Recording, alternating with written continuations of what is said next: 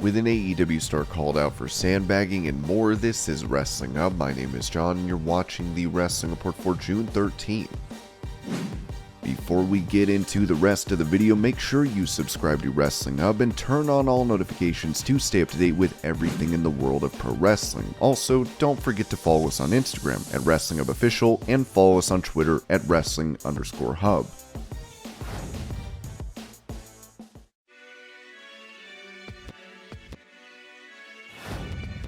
With pro wrestling legend Virgil suffering from stage 2 colon cancer, he recently took to Twitter to apologize to those he's wronged in the past and thanked others for their support. I wanted to take the time and say thank you for all the help. It has been very hard times and could not make it without all of you. I know in the past I made mistakes, been hard to work with, and been hard to fans. Sometimes when you've been blessed to be, it's hard. When those days end, to those who I have wronged, I'm sorry. God has opened my eyes and I believe he has put me through this journey to wake me up and show me it's better to be honest, trustworthy, and ask for forgiveness. I'd like to thank Chris Jericho, Paul Orndorff's son, and others who have reached out and helped. And to the many wrestling fans who have helped through prayer and donations, thank you. I am at my first finish line and would love your support. Love you all.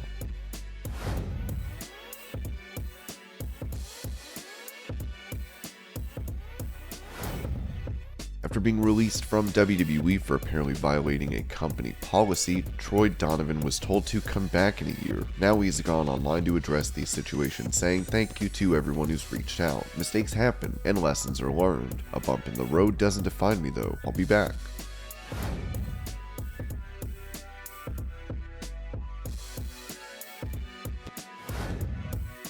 On his podcast, Kurt Angle spoke about a time where Vince McMahon suspended a star for violating an unwritten rule in the company. When you say thank you and the person says you're welcome, that's usually the proper way to say it. But in pro wrestling, when you say thank you, the other person is supposed to say thank you back.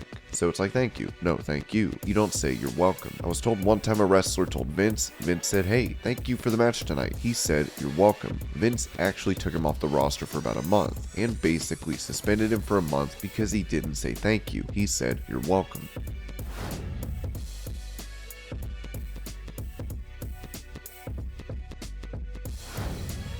Making his case for a WWE Hall of Fame induction, Alberto Del Rio went online and wrote 4 times World Heavyweight Champion, winner of the biggest battle royal in WWE history, Money in the Bank winner, 2 times WWE US Champion. I will do my best to raise the Mexican flag once.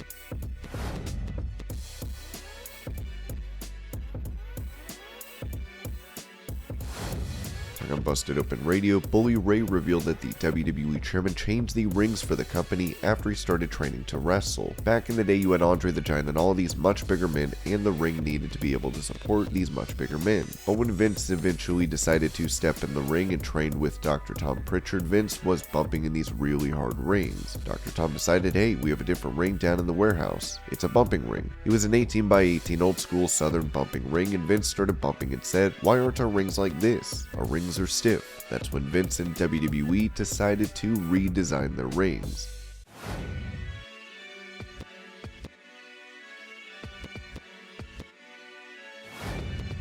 On Kurt Angle's podcast, Ronda Rousey discussed her WrestleMania 35 match, where she was pinned by Becky Lynch, but her shoulders weren't completely down for the count. I didn't think my shoulder was down. I was trying to flatten out to put my shoulder more down. I thought it was just the very top of my shoulder, so I was trying to shimmy down. The actual backs of my shoulders were down, and I didn't know that he had already started counting, or that my shoulder came up during the shimmy. So I was trying to help, but it ended up being awesome because now I have a gripe to revisit. When asked about making a return to MMA, Rousey said, no, well, there's only one person. There's only one person I would come back for. I mean, I've said it a million times. It's not like it's something new, but for Gina, man, Gina Carano, she's the reason why I got into fighting. She's the reason why I knew it was a possibility. I will always be forever grateful. And if she ever was like, Ronda, I want to fight you tomorrow at 205 pounds, like whatever the hell she'd want, I'm not saying she's 205 pounds. If she wanted to come to my backyard and do the Rocky thing, or, ding ding, and we just do it in the backyard, I don't care.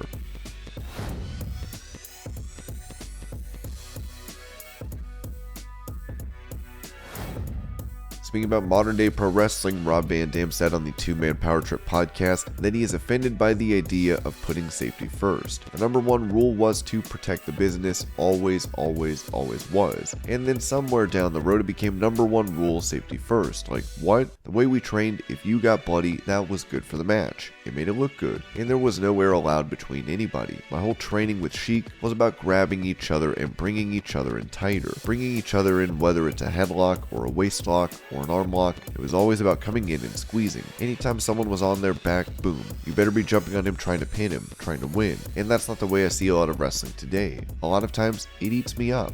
What's the right way to put it? Some things are less than enjoyable for me to watch just because of that mentality, old school perspective that I have. Because I see what's missing and the audience might not always know what's missing, but they just know they're not connecting in the same way that they used to be. You know, back in the day with other wrestlers when it was different. RVD also recently announced his return to the ring for Pro Wrestling Noah, to which a fan told him stepping between the ropes was a bad idea. RVD replied, "I've only been away from you, sweet tits, not the ring. Are you one of these silly fans that comment under my upcoming wrestling posters with 'Are you retired?'"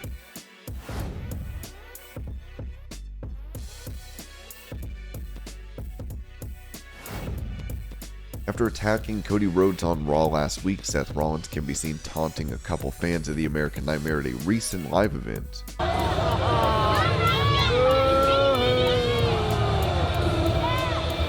those two away from me. I swear. Scared? I'm not scared. Whoa! Security! Security! You see that? He almost assaulted me. Come on, man! No!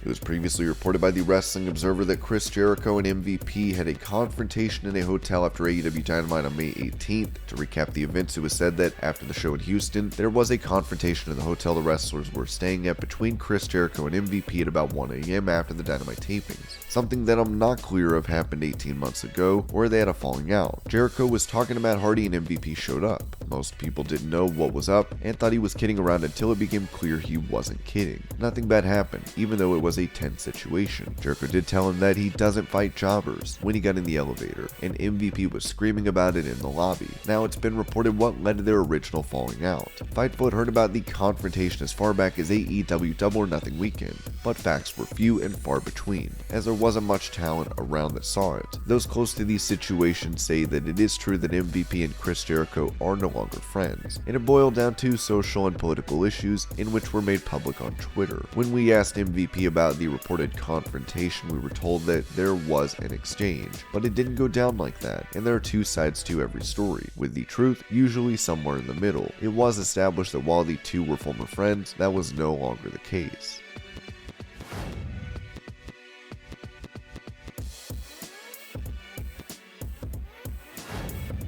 A young man recently celebrated his 6th birthday where no one showed up despite being invited. With his mom not knowing what to do to make this right for her boy, WWE star Veer Mahaan noticed this and wrote to the young man, "Hey Landon, namaste. I want you to know when I get in the ring on WWE Raw on Monday night, I'm gonna try to win one for you. You might not want to watch though. Might be a bit scary. I can be a mean dude. Have a great birthday, little bro." His mother would reply, "Thank you everyone for your kindness. I truly thought I was shouting into the void, which is how I usually use Twitter. Yes, I had RSVPs and no one responded. We are new to the state, so he doesn't have close friends I could invite to try to keep it small."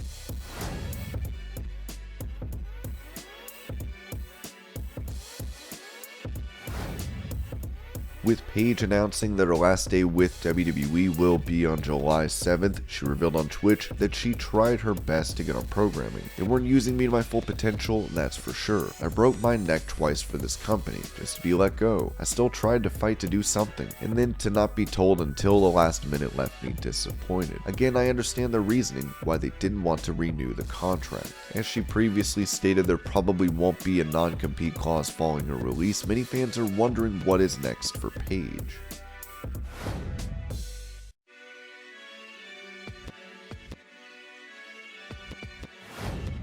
Following her match against Marina Shafir on Dynamite, Thunder Rosa has been accused of sandbagging her opponent. A fan wrote, "It's been a long time since I've seen a match where somebody so obviously tried to make themselves look better than their opponent by sandbagging and no-selling. But I just saw a perfect example of it on Dynamite. It might just look like a bad match to the untrained eye, but it's pretty clear when somebody doesn't want to play ball, which sucks because it just makes you and your opponent look bad." Former AEW star Ivelisse, whose seemingly uncooperative match with Rosa got her booted from the company, tweeted, "I truly wholeheartedly appreciate all the recent Ivelisse was right statements. Hits the soul in ways you can never imagine." Rosa would seemingly respond today as she said, "Good morning and blessings to all, even for those who do not have the best wishes for yours truly."